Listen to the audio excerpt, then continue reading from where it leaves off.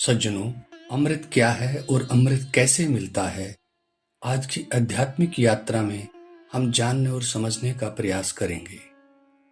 भला कौन ऐसा प्राणी होगा जो अमृत पाने की चाह न रखता हो? क्या हमने कभी सोचा है कि पुरानी कथाओं में अमृत और अमर होने की अनेकों कथाएं हैं, फिर आज वह अमृत क्यों नहीं मिलता?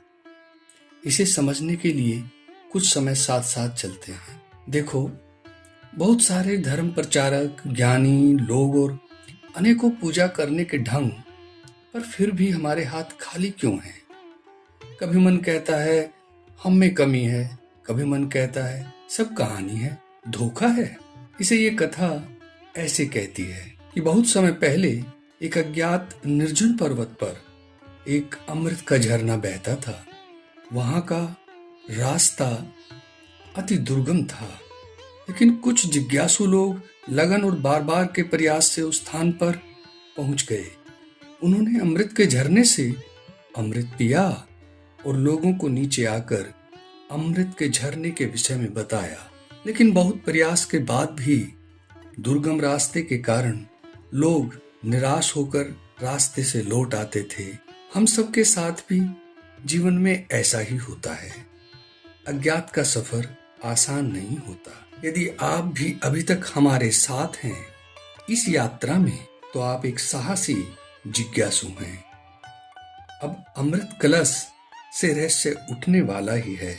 आओ आगे की यात्रा पर चलें। कुछ बुद्धिमान लोगों ने अमृत पाने के लिए एक योजना बनाई, जिससे लोग प्रेरित हों, प्रयास करते रहें और अमृत के झरने से अमृत और लोगों के लिए भी लाते रहें।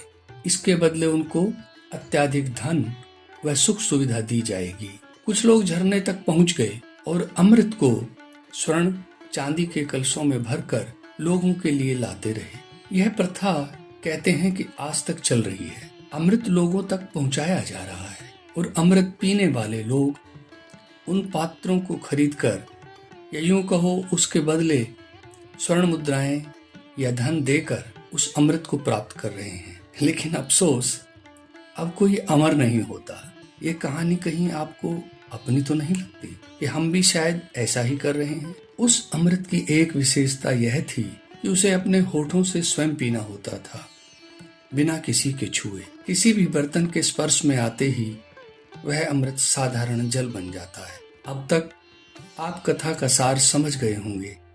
यह यात्रा ज्ञात पे जाने की यात्रा है, जिसमें अकेले ही आपको स्वयं के साहस, लगन, चिंतन, मनन और स्वाध्याय से अमृत पाने की यात्रा को पूर्ण करना है।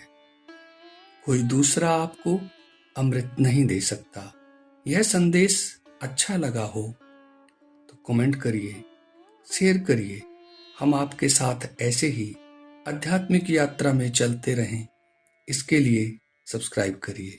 हरि ओम तत्सत।